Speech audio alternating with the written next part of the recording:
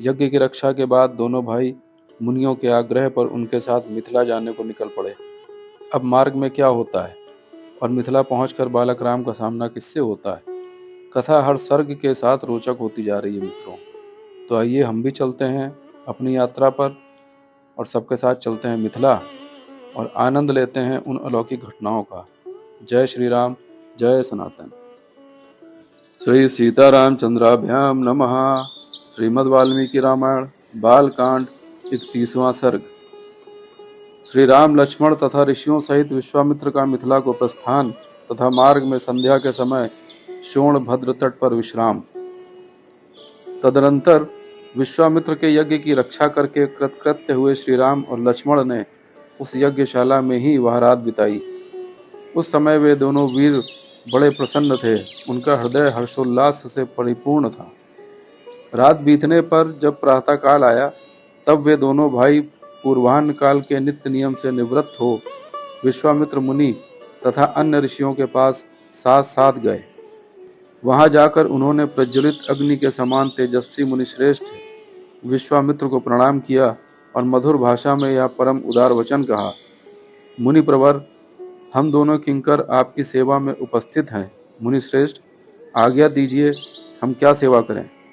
उन दोनों के ऐसा कहने पर वे महर्षि विश्वामित्र को आगे करके श्री रामचंद्र जी से बोले, नरश्रेष्ठ, मिथिला के राजा जनक का परम धर्ममय यज्ञ प्रारंभ होने वाला है, उसमें हम सब लोग जाएंगे।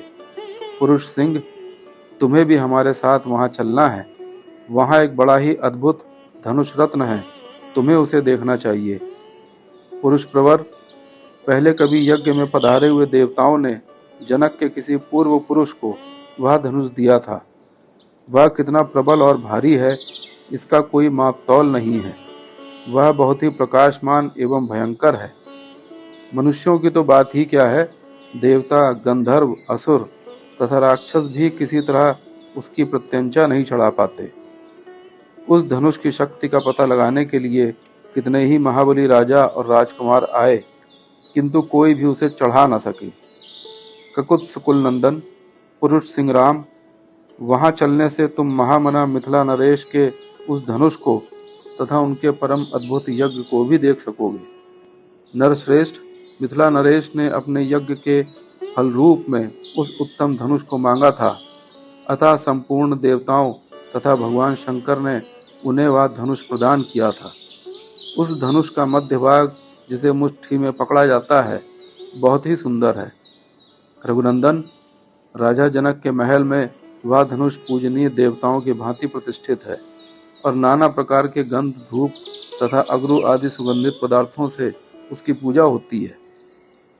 ऐसा कहकर मुनिवर विश्वामित्र ने वन देवताओं से आज्ञा ली और ऋषि मंडली तथा राम लक्ष्मण के साथ वहां से प्रस्थान किया। चलते समय उन्होंने वन देवताओं से कहा, मैं अपना यज्ञ कार्य सिद्ध करके इस सिद्धाश्रम से जा रहा हूँ। गंगा के उत्तर तट पर होता हुआ हिमालय पर्वत की उपत्यका में जाऊंगा। आप लोगों का कल्याण हो। ऐसा कहकर तपस्या के धनी मुनिश्रेष्ठ कौशिक ने उत्तर दिशा की ओर प्रस्थान आरंभ किया।